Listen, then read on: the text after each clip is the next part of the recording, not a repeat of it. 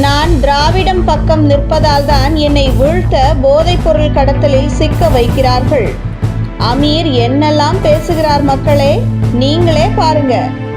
போதைப்பொருள் கடத்தலில் சிக்கியுள்ள கடத்தல் மன்னன் ஜாஃபர் சாதிக்குடன் இணைந்து லா காஃபி 4am ஆகிய தொழிலில் அமீர் பார்ட்னராக இணைந்துள்ளது குறித்த விவாதத்திற்கு பேட்டி ஒன்றில் பதிலளித்த அமீர், லா காஃபி பொறுத்தவரை என்னுடைய நண்பர் அப்துல் ஃபாசித் தான் அந்த கடையின் ஓனர் என தெரிவித்த அமீர், ஏற்கனவே இதுபோன்ற ரெஸ்டாரண்ட்டுகளை நடத்தியவர் அப்துல் ஃபாசித். நான் சினிமா பிரபலம் என்பதால் என்னுடைய கடை என என்னை முன்னிலைப்படுத்தினால் அந்த கடைக்கு ஒரு விளம்பரம் கிடைக்கும். நான் அழைத்தால்தான் கடை திறப்பு விழாவுக்கு வெற்றிமாறன் வருவார், நான் அழைத்தாதான் சூரி வருவார். அப்படித்தான் 4am கடைக்கு அழைக்கப்பட்டார்கள். என்னுடைய கடை என்று பேசப்பட்டது என தெரிவித்த இயக்குனர் அமீர், அதே போன்று லா காஃபி என்ற கடையை அப்துல் ஃபாசித் திறக்க முடிவு செய்த போது அந்த கடையை திறப்பதற்கும் என்னை தான் முன்னிலைப்படுத்தினார். அப்போது என்னிடம் விஜய் சேதுபதியை அழைக்க சொன்னார். அதுவரைக்கும் விஜய் சேதுபதியுடன் தொலைபேசியில் கூட நான் பேசியது கிடையாது. அதையெல்லாம் மறைத்துவிட்டு நான் ஜாஃபர் சாதிக்கு நண்பர் என்று சொன்னதை மட்டும் வைத்துக்கொண்டு என்னை தவறாக சித்தரித்து வருவதாக பேசிய அமீர், ஒருவரை அறிமுகப்படுத்தும் பொழுது நண்பர் என்றுதான் அறிமுகப்படுத்துவார்கள், அது ஒன்றும் சர்வதேச குற்றம் கிடையாது என தெரிவித்த அமீர், அப்துல் ஃபாசித் என்னை முன்னிலைப்படுத்துவதற்கு காரணம் நான் ஒரு பிரபலமானவர் என்பதுதான்.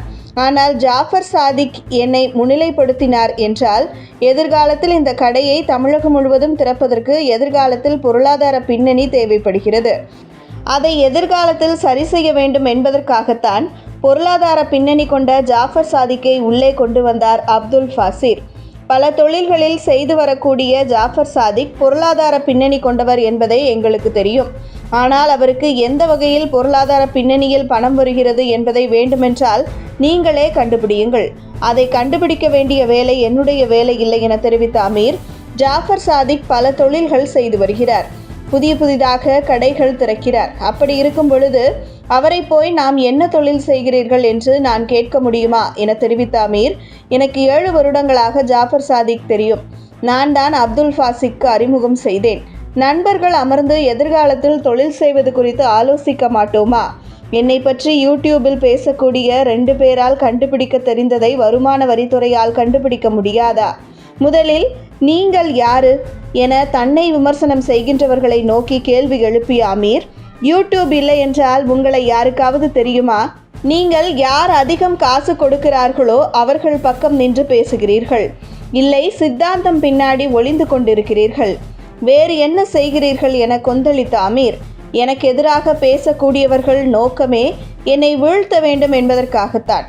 காரணம், நான் பாசிசத்தை எதிர்க்கிறேன், சித்தாந்த ரீதியாக அவர்களுக்கு எதிராக இருக்கிறேன், நான் திராவிடத்தின் பக்கம் நிற்கிறேன், அதனால் என்னை வீழ்த்த வேண்டும்.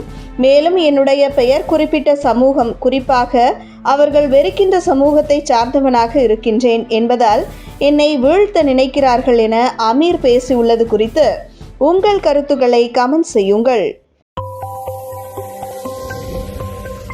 உங்கள் தின சேவல்.